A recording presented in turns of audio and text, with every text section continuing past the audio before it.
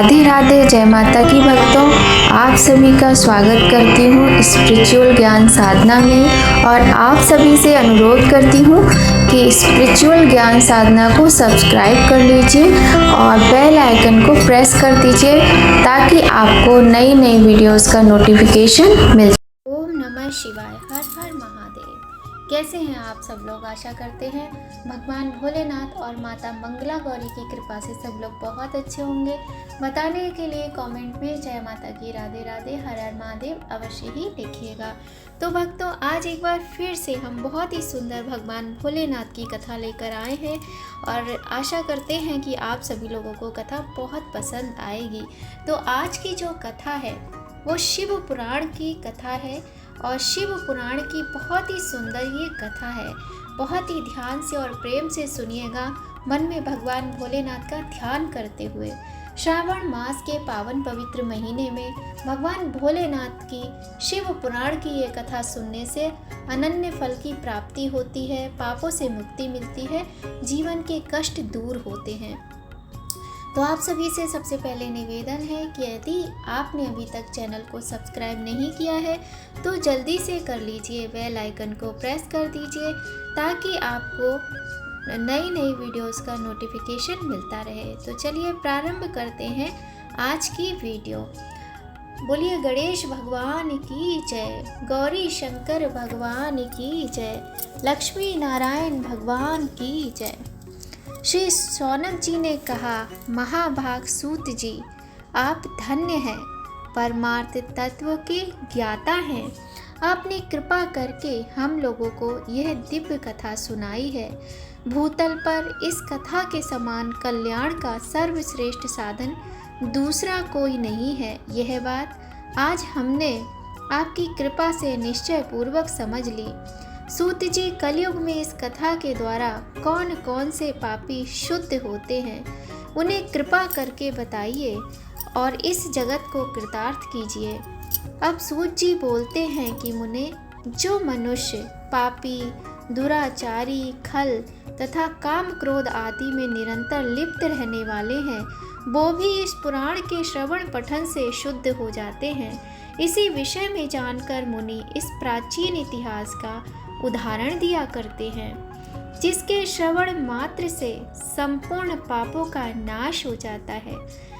बहुत पहले की बात है, कहीं किरातों के नगर में एक ब्राह्मण रहता था जो ज्ञान में अत्यंत दुर्बल, दरिद्र, रस बेचने वाला तथा वैदिक धर्म से विमुख था। वह स्नान, संध्या आदि कर्मों से भ्रष्ट हो गया था एवं वेश्यावृत्ति में तत्पर रहता था। उसका नाम था देवराज। वह अपने ऊपर विश्वास करने वाले लोगों को ठगा करता था। उसने ब्राह्मणों, क्षत्रियों, वैश्यों, शूद्रों तथा दूसरों को भी अपने बहानों से मारकर उन सब का धन हड़प लिया था। परंतु उस पापी का थोड़ा सा भी धन धर्म के कार्य में नहीं लगा। वे वैश्यागामी तथा सब प्रकार से आचार भ्रष्ट था। एक दिन वह घूमता घामता प्रतिष्ठानपुर प्रयाग में जा पहुंचा, जो आज के दिन प्रयाग है। प्रयागराज का नाम पहले प्रतिष्ठानपुर था। वहां उसने एक शिवालय देखा जहां बहुत से साधु महात्मा एकत्र हुए थे। देवराज उस शिवालय में ठहर गया, किंतु उसे वहां ज्वर आ गया। उस ज्वर से उसको बहुत पीड़ा होने लगी। वहां एक ब्राह्मण देवता शिव पुराण की कथा सुना रहे थे। ज्वर में पड़ा हुआ देवराज ब्राह्मण के मुखारविंद से निकली हुई उस शिव कथा को निरंतर सुनता रहा।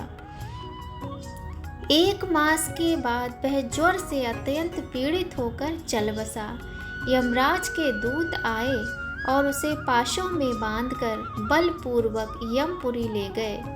इतने में ही शिवलोक से भगवान शिव के पार्षद गण आ गए। उनके गौर अंग कर्पूर के समान उज्ज्वल थे, हाथ में त्रिशूल सुशोभित हो रहे थे उनके संपूर्ण अंग भस्म से चमक रहे थे और रुद्राक्ष की मालाएं उनके शरीर की शोभा बढ़ा रही थीं। वे सब के सब क्रोध पूर्वक यमपुरी गए और यमराज के दूतों को मार पीट कर बारंबार धमकाकर उन्होंने देवराज को उनके चंगुल से छुड़ा लिया और अत्यंत अद्भुत विमान पर बिठाकर जब वे शिवदूत कैलाश जाने को उद्यत हुए, उस समय यमपुरी में भारी कोलाहल मच गया। उस कोलाहल को सुनकर धर्मराज अपने भवन से बाहर आए।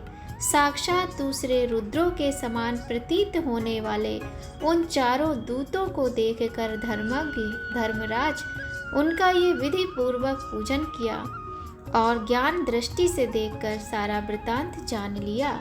उन्होंने भय के कारण भगवान शिव के उन महात्मा दूतों से कोई बात नहीं पूछी, उल्टे उन सब की पूजा एवं प्रार्थना की। तत्पश्चात वे शिवदूत कैलाश को चले गए और वहां पहुंचकर उन्होंने उस ब्राह्मण को दया सागर सांब शिव के हाथों में दे दिया। शौनक जी कहते हैं, महाभाग सूत जी, आप सर्वज्ञ हैं महामते। आपकी कृपा प्रसाद से मैं बारंबार कृतार्थ हुआ। इस इतिहास को सुनकर मेरा मन अत्यंत आनंद में निमग्न हो गया है। अतः अब भगवान शिव में मेरा प्रेम बढ़ाने वाली शिव संबंधिनी दूसरी कथा को भी कहिए। श्री सूत जी कहते हैं, शौनक सुनो, मैं तुम्हारे सामने गोपनीय कथा वस्तु का भी वर्णन करूंगा, क्योंकि तुम शिव भक्तों में अग्रगण्य तथा वेद वेत्ताओं में श्रेष्ठ हो। समुद्र के निकटवर्ती प्रदेश में वाशकल नामक ग्राम है, जहाँ वैदिक धर्म से विमुख महापापी द्विज निवास करते हैं। वे सब के सब बड़े दुष्ट हैं। उनका मन दूषित विषय भोगों में ही लगा रहता है। वे ना देवताओं पर विश्वास करते हैं और ना भाग्य पर। वे सभी बड़े कुटिल वृत्ति वाले हैं। किसानी करते और भांति भांति के घातक अस्त्र शस्त्र रखते हैं। वे व्यभिचारी और खल हैं। ज्ञान, वैराग्य तथा सधर्म का सेवन ही मनुष्यों के लिए परम पुरुषार्थ है।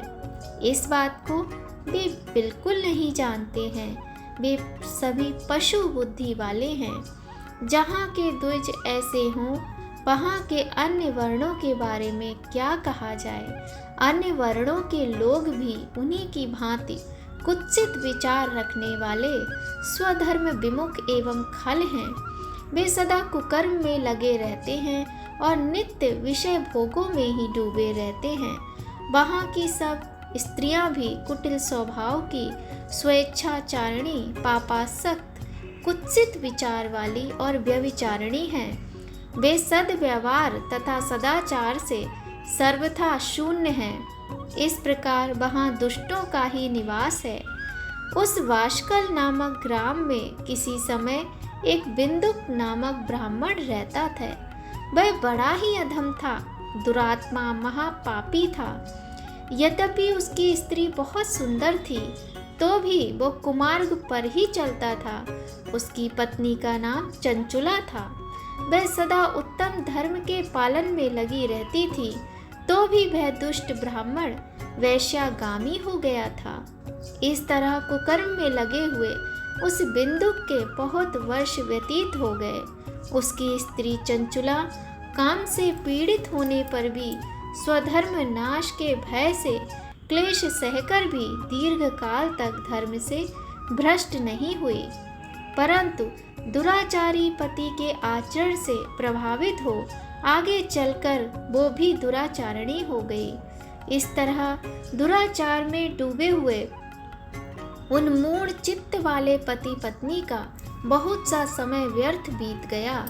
तदनंतर शूद्र जातीय वैश्या का पति बना हुआ वह दूषित बुद्धि वाला दुष्ट ब्राह्मण बिंदुक समय अनुसार मरकर नरक में जा पड़ा।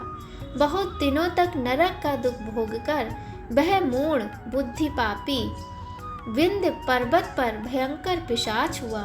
इधर उस दुराचारी पति बिंदुक के मर जाने पर वह मूढ़ हृदया चंचुला बहुत समय तक अपने पुत्रों के साथ अपने घर में रही।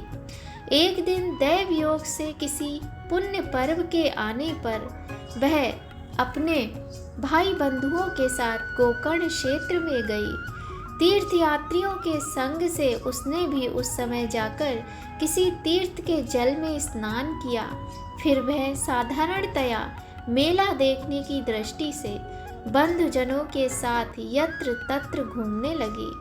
घूमती घामती किसी देव मंदिर में गई और घूमते घामते वे किसी देव मंदिर में गई और वहां उसने एक दैवज्ञ ब्राह्मण के मुख से भगवान शिव की परम पवित्र एवं मंगल कारिणी उत्तम पौराणिक कथा सुनी। कथावाचक ब्राह्मण कह रहे थे कि जो स्त्री पुरुषों के साथ व्यभिचार करती है वो मरने के बाद यमलोक जाती है। तब यमराज के दूत उसकी योनि में तपे हुए लोहे का परिघ डालते हैं। पौराणिक ब्राह्मण के मुख से ये वैराग्य बढ़ाने वाली कथा सुनकर चंचुला भय से व्याकुल होकर कांपने लगी। कथा समाप्त हुई और सुनने वाले सब लोग बाहर चले गए। तब वह भयभीत एकांत में शिव पुराण कथा बाजने वाले ब्राह्मण देवता से बोली। चंचुला ने कहा, ब्राह्मण देव, मैं अपने धर्म को नहीं जानती थी, इसलिए मेरे द्वारा बड़ा दुराचार हुआ है। स्वामिन, मेरे ऊपर अनुपम कृपा करके आप मेरा उद्धार कीजिए। आज आपके वैराग्य रस से ओतप्रोत इस प्रवचन को सुनकर मुझे बड़ा भय लग रहा है। मैं कांप उठी हूँ और मुझे इस संसार से वैराग्य हो गया है। मूढ़ चित्त वाली पापिनी, मैं अंधकार में फंसी हुई हूँ। मैं पापनी हूँ, मुझ पर धिक्कार है। मैं सर्वथा निंदा के योग्य हूँ। कुत्सित विषयों में फंसी हुई हूँ और अपने धर्म से विमुख हो गई हूँ। हाय, ना जाने किस घोर कष्टदायक दुर्गति में मुझे पड़ना पड़ेगा और वहाँ कौन बुद्धिमान पुरुष कुमार्ग में मन लगने वाली मुझ पापिनी का साथ देगा। मृत्यु काल में उन भयंकर यमदूतों को मैं कैसे देखूंगी जब वे बलपूर्वक मेरे गले में फंदे डालकर मुझे बांधेंगे। तब मैं कैसे धीरज धारण कर सकूंगी। नरक में जब मेरे शरीर के टुकड़े टुकड़े किए जाएंगे, उस समय विशेष दुख देने वाली उस महायातना को वहाँ मैं कैसे सहूंगी। हाय, मैं मारी गई, मैं जल गई, मेरा हृदय विदीर्ण हो गया और मैं सब प्रकार से नष्ट हो गई, क्योंकि मैं हर तरह से पाप में डूबी रही हूँ। ब्राह्मण, आप ही मेरे गुरु हैं, आप ही मेरे माता और पिता हैं। आपकी शरण में आई हूँ, आप मुझ दीन अबला का उद्धार कीजिए। सूत जी कहते हैं, शौनक इस प्रकार खेद और वैराग्य से युक्त चंचुला ब्राह्मण देवता के चरणों में गिर गई। तब उन बुद्धिमान ब्राह्मण ने उसे कृपा पूर्वक उठाया और इस प्रकार कहा।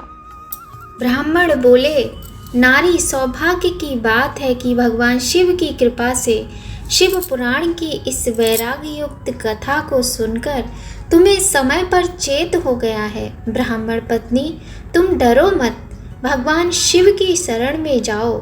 शिव की कृपा से सारा पाप तत्काल नष्ट हो जाता है।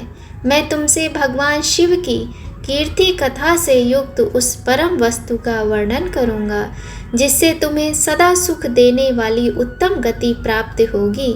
शिव की उत्तम कथा सुनने से तुम्हारी बुद्धि पश्चाताप से युक्त एवं शुद्ध हो गई है। साथ ही तुम्हारे मन में विषयों के प्रति वैराग्य हो गया है। पश्चाताप ही पाप करने वाले पापियों के लिए सबसे बड़ा प्रायश्चित है। सत्पुरुषों ने सबके लिए पश्चाताप को ही सब पापों का शोधक बताया है।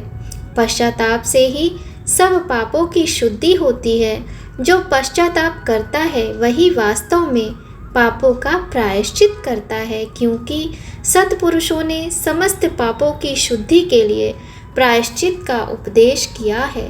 वह सब पश्चाताप के शुद्धि के लिए प्रायश्चित संपन्न हो जाता है। जो पुरुष विधि पूर्वक प्रायश्चित करके निर्भय हो जाता है, वह अपने कुकर्म के लिए पश्चाताप नहीं करता उसे प्रायः उत्तम गति प्राप्त नहीं होती है, परंतु जिसे अपने कुकृत्य पर हार्दिक पश्चाताप होता है वह अवश्य उत्तम गति का भागी होता है, इसमें संशय नहीं है। इस शिव पुराण की कथा सुनने से जैसे चित्त की शुद्धि होती है वैसे दूसरे उपायों से नहीं होती। जैसे दर्पण साफ करने पर निर्मल हो जाता है, उसी प्रकार इस शिव पुराण की कथा से चित्त अत्यंत शुद्ध हो जाता है, इसमें संशय नहीं है। मनुष्यों के शुद्ध चित्त में जगदम्बा पार्वती सहित भगवान शिव विराजमान रहते हैं। इससे वह विशुद्ध आत्मा पुरुष श्री सांब सदाशिव के पद को प्राप्त होता है। इस उत्तम कथा का श्रवण समस्त मनुष्यों के लिए कल्याण का बीज है, अतः शास्त्रोक्त मार्ग से इसकी आराधना अथवा सेवा करनी चाहिए। ये भवबंधन रूपी रोग का नाश करने वाली है।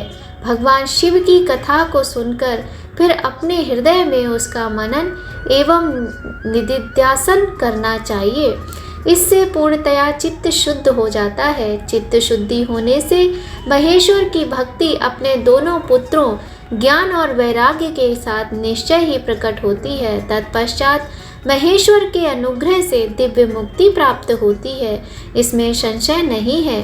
जो मुक्ति से वंचित है उसे पशु समझना चाहिए, क्योंकि उसका चित्त माया के बंधन में आसक्त है। वह निश्चय ही संसार के बंधन से मुक्त नहीं हो पाता। ब्राह्मण पत्नी, इसलिए तुम विषयों को हटा लो और भक्ति भाव से भगवान शिव की पावन कथा को सुनो। परमात्मा शंकर की इस कथा को सुनने से तुम्हारे चित्त की शुद्धि होगी और तुम्हें मोक्ष की प्राप्ति होगी। जो निर्मल चित्त से भगवान शिव के चरणार बिंदु का चिंतन करता है उसकी एक ही जन्म में मुक्ति हो जाती है, ये मैं तुमसे सत्य कहता हूँ। अब सूत जी कहते हैं, शौनक, इतना कहकर वे श्रेष्ठ शिव भक्त ब्राह्मण चुप हो गए। उनका हृदय करुणा से आर्द्र हो गया। वे शुद्ध चित्त महात्मा भगवान शिव के ध्यान में मग्न हो गए। उसके बाद बिंदु की पत्नी चंचुला मन ही मन प्रसन्न हो उठी। ब्राह्मण का उक्त उपदेश सुनकर उसके नेत्रों में आनंद के आंसू छलक आए थे। वह ब्राह्मण पत्नी चंचुला हर्ष भरे हृदय से उन श्रेष्ठ ब्राह्मण के दोनों चरणों में गिर पड़ी और हाथ जोड़कर बोली, मैं कृतार्थ हो गई। तत्पश्चात उठकर वैराग्य युक्त उत्तम बुद्धि वाली स्त्री जो अपने पापों के कारण आतंकित थी, उस महान शिव भक्त ब्राह्मण से हाथ जोड़कर गदगद वाणी में बोली। चंचुला ने कहा, ब्राह्मण, शिव भक्तों में श्रेष्ठ स्वामिन, आप धन्य हैं, परमार्थदर्शी हैं और सदा परोपकार में लगे रहते हैं, इसलिए श्रेष्ठ साधु पुरुषों में प्रशंसा के योग्य हैं। साधु, मैं नरक के समुद्र में गिर रही हूँ, आप मेरा उद्धार कीजिए, मेरा उद्धार कीजिए। पौराणिक अर्थ तत्व से संपन्न जिस सुंदर शिव पुराण की कथा को सुनकर मेरे मन में संपूर्ण विषयों से वैराग्य उत्पन्न हो गया है, उसी इस शिव पुराण को सुनने के लिए मेरे मन में बड़ी श्रद्धा हो रही है। सूत जी कहते हैं, ऐसा कहकर हाथ जोड़ उनका अनुग्रह पाकर चंचुला उस शिव पुराण की कथा को सुनने की इच्छा मन में लिए उन ब्राह्मण देवता की सेवा में तत्पर हो वहाँ रहने लगी। तदनंतर शिव भक्तों में श्रेष्ठ और शुद्ध बुद्धि वाले ब्राह्मण देवता ने उसी स्थान पर उस स्त्री को शिव पुराण की उत्तम कथा सुनाई। इस प्रकार उस गोकर्ण नामक महाक्षेत्र में उन्हीं श्रेष्ठ ब्राह्मण से उसने शिव पुराण की परम उत्तम कथा सुनी, जो भक्ति, ज्ञान और वैराग्य को बढ़ाने वाली तथा मुक्ति प्रदान करने वाली है। उस परम उत्तम कथा को सुनकर ब्राह्मण पत्नी अत्यंत कृतार्थ हो गई। उसका चित्त शीघ्र ही शुद्ध हो गया। फिर भगवान शिव के अनुग्रह से उसके हृदय में शिव के सगुण रूप का चिंतन होने लगा। इस प्रकार उसने भगवान शिव में लगी रहने वाली उत्तम बुद्धि पाकर शिव के सच्चिदानंदमय स्वरूप का बारंबार चिंतन आरंभ किया। तत्पश्चात समय के पूरा होने पर भक्ति, ज्ञान और वैराग्य से युक्त हुई चंचुला ने अपने शरीर को बिना किसी कष्ट के त्याग दिया। इतने में ही त्रिपुर शत्रु भगवान शिव का भेजा हुआ एक दिव्य विमान द्रुत गति से वहां पहुंचा। जो उनके अपने गणों से संयुक्त और भांति भांति के शोभा साधनों से संपन्न था। चंचुला उस विमान पर आरूढ़ हुई और भगवान शिव के श्रेष्ठ पार्षदों ने उसे तत्काल शिवपुरी पहुंचा दिया। उसके सारे मल धुल गए थे। वह दिव्य रूप धारणी दिव्यांगना हो गई थी। उसके दिव्य अवयव उसकी शोभा बढ़ाते थे। मस्तक पर अर्धचंद्राकार का मुकुट धारण किए हुए वह गौरांगी देवी शोभा वाली दिव्य आभूषणों से विभूषित थी। शिवपुरी में पहुंचकर उसने सनातन देवता त्रिनेत्रधारी महादेव जी को देखा। सभी मुख्य देवता उनकी सेवा में खड़े थे। गणेश, भृंगी, नंदीश्वर और वीरभद्रेश्वर आदि उनकी सेवा में उत्तम भक्ति भाव से उपस्थित थे। उनकी अंग कांति करोड़ों सूर्यों की भांति प्रकाशित हो रही थी। कंठ में नील चिन्ह शोभा पाता था। 5 मुख और प्रत्येक मुख में 3 नेत्र थे। मस्तक पर अर्धचंद्राकार मुकुट शोभा देता था। उन्होंने अपने वामांग भाग में गौरी देवी को बिठा रखा था, जो विद्युत पुंज के समान प्रकाशित थी। गौरीपति महादेव जी की कांति कपूर के समान गौर थी। उनका सारा शरीर श्वेत भस्म से भासित था। शरीर पर श्वेत वस्त्र शोभा पा रहे थे। इस प्रकार परम उज्ज्वल भगवान शंकर का दर्शन करके वह ब्राह्मण पत्नी चंचुला बहुत प्रसन्न हुई। अत्यंत प्रीति युक्त होकर उसने बड़ी उतावली के साथ भगवान शिव को बारंबार प्रणाम किया। फिर हाथ जोड़कर वह बड़े प्रेम, आनंद और संतोष से युक्त हो विनीत भाव से खड़ी हो गई। उसके नेत्रों से आनंद आंसुओं की अविरल धारा बहने लगी तथा संपूर्ण शरीर में रोमांच हो गया। उस समय भगवती पार्वती भगवान शंकर ने उसे बड़ी करुणा के साथ अपने पास बुलाया और सौम्य दृष्टि से उसकी ओर देखने लगे। पार्वती जी ने तो दिव्य रूप धारणी बिंदु प्रिया चंचुला को प्रेम पूर्वक अपनी सखी बना लिया।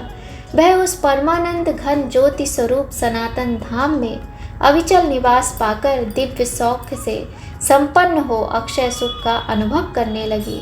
सूत जी बोले, शौनक, एक दिन परमानंद में मग्न हुई चंचुला ने उमा देवी के पास जाकर प्रणाम किया और दोनों हाथ जोड़कर उनकी स्तुति करने लगी।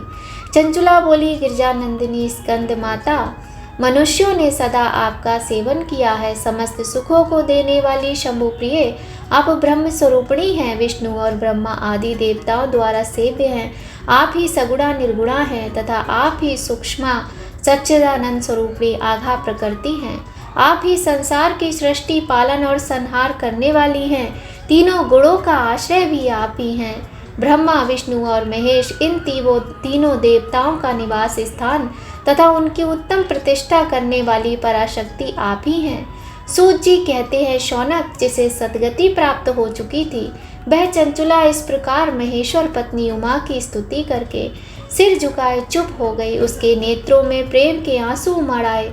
तब करुणा से भरी शंकर प्रिया भक्त वत्सला माँ पार्वती देवी ने चंचुला को संबोधित करते हुए इस प्रकार कहा। पार्वती जी बोली, सखी चंचुले सुंदरी, मैं तुम्हारी की हुई इस स्तुति से बहुत प्रसन्न हूँ। बोलो, क्या वर मांगती हो? तुम्हारे लिए मुझे कुछ भी ना देने योग्य नहीं है। चंचुला बोली, निष्पाप गिरिराज कुमारी, मेरे पति बिंदुक इस समय कहाँ हैं? उनकी गति कैसी हुई है ये मैं नहीं जानती। कल्याणमयी दीन वत्सले, मैं अपने उन पतिदेव से जिस प्रकार संयुक्त हो सकूं वैसा ही उपाय कीजिए। महेश्वरी महादेवी, मेरे पति एक शूद्र जातीय वेश्या के प्रति आसक्त थे और पाप में ही डूबे रहते थे। उनकी मृत्यु मुझसे पहले ही हो गई थी। ना जाने वे किस गति को प्राप्त हुए। गिरिजा बोली, बेटी, तुम्हारा बिंदुक नाम वाला पति बड़ा पापी था। उसका अंतःकरण बहुत दूषित था। वैश्या का उपभोग करने वाला वह महामूढ़ मरने के बाद नरक में पड़ा। अगणित वर्षों तक नरक में नाना प्रकार के दुख भोग कर वह पापात्मा अपने शेष पाप को भोगने के लिए विंध्य पर्वत पर पिशाच बनकर बैठा है। इस समय वह पिशाच अवस्था में ही है और नाना प्रकार के क्लेश उठा रहा है।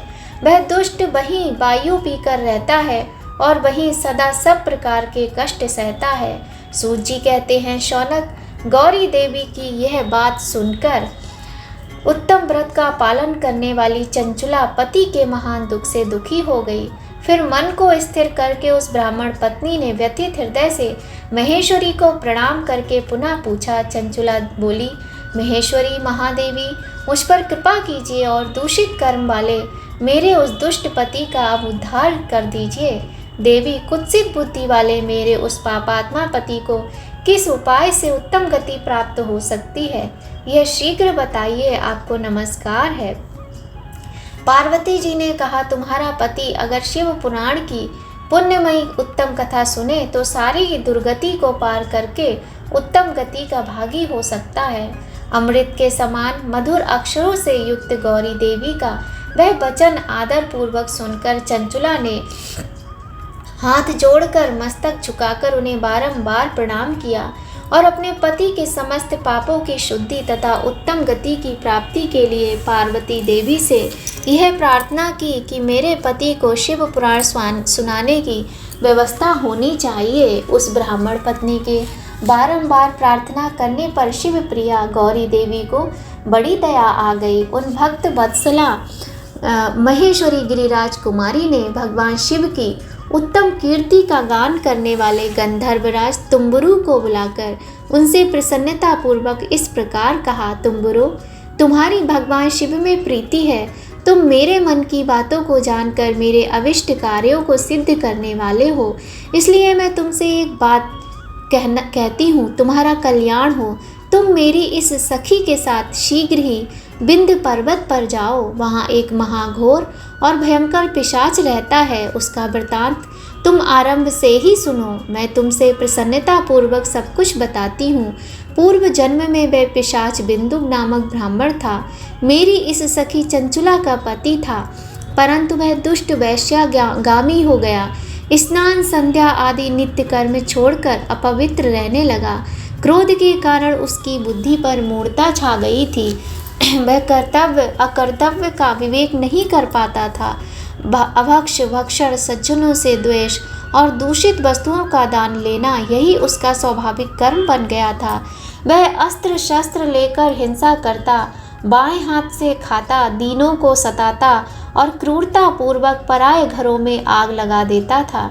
चांडालों से प्रेम करता और प्रतिदिन वैश्या के संपर्क में रहता था।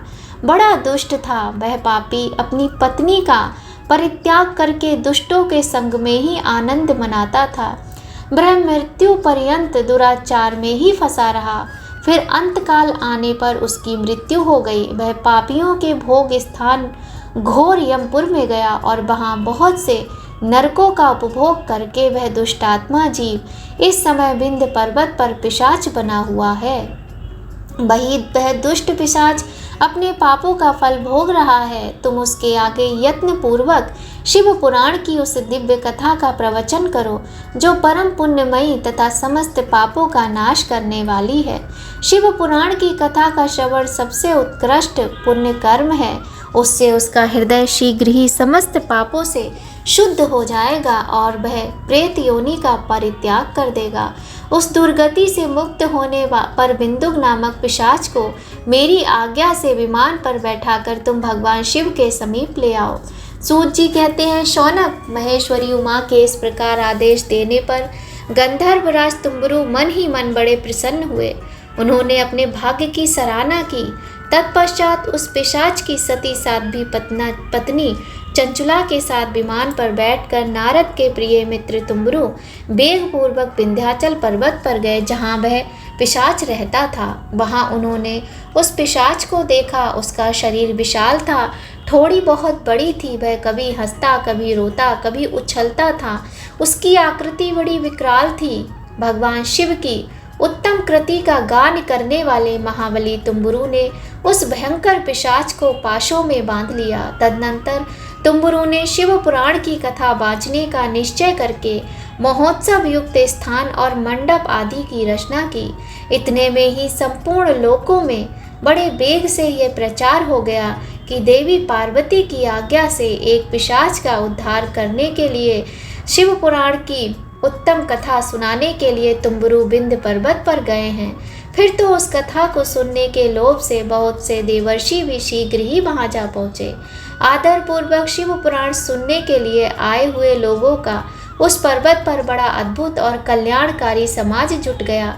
फिर तुम्बुरु ने उस पिशाच को पाशों में बांधकर आसन पर बिठाया और हाथ में बीड़ा लेकर गौरीपति की कथा का आरंभ किया। पहली अर्थात विद्येश्वर संहिता से लेकर 7वीं वायु संहिता तक महात्म्य सहित शिव पुराण की कथा का उन्होंने स्पष्ट वर्णन किया। 7 संहिताओं सहित शिव पुराण का आदरपूर्वक श्रवण करके वे सभी श्रोता पूर्ण रूप से कृतार्थ हो गए। उस परम पुण्यमय शिव पुराण को सुनकर उस पिशाच ने अपने सारे पापों को धोकर उस पैशाचिक शरीर को त्याग दिया। फिर तो वह शीघ्र ही दिव्य रूप वाला हो गया। अंग कांति गौर वर्ण की हो गई। शरीर पर श्वेत वस्त्र तथा सब प्रकार से पुरुषोचित आभूषण उसको अंगों को उद्भासित करने लगे। वह त्रिनेत्रधारी चंद्रशेखर रूप हो गया। इस प्रकार दिव्य देहधारी स्वयं होकर श्रीमान बिंदु अपनी प्राण वल्लभा चंचुला के साथ स्वयं भी पार्वती वल्लभ भगवान शिव का गुणगान करने लगा। उसकी स्त्री को इस प्रकार से सुशोभित देख वे सभी देवर्षि बड़े विस्मित हुए। उनका चित्त परमानंद से परिपूर्ण हो गया। भगवान महेश्वर का वह अद्भुत चरित्र सुनकर वे सभी श्रोता परम कृतार्थ हो प्रेम पूर्वक श्री शिव का यशोगान करते हुए अपने अपने धाम को चले गए। दिव्य रूपधारी श्रीमान बिंदुक भी सुंदर विमान पर अपनी प्रियतमा के पास बैठकर सुख पूर्वक आकाश में स्थित हो बड़ी शोभा पाने लगा। तदनंतर महेश्वर के सुंदर एवं मनोहर गुणों का गान करता हुआ वह अपनी प्रियतमा तथा तुम्बुरु के साथ शीघ्र ही शिव धाम में जा पहुंचा। वहां भगवान महेश्वर तथा मां पार्वती देवी ने प्रसन्नता पूर्वक बिंदुक का बड़ा स्वागत सत्कार किया और उसे अपना पार्षद बना लिया। उसकी पत्नी चंचुला पार्वती माता की सखी हो गई। उस घनीभूत ज्योति स्वरूप परमानंदमय सनातन धाम में अविचल निवास पाकर वे दोनों दंपति परम सुखी हो गए। शौनक जी कहते हैं, महाप्राग व्यास शिष्य सूत जी, आपको नमस्कार है। आप धन्य हैं, शिव भक्तों में श्रेष्ठ हैं।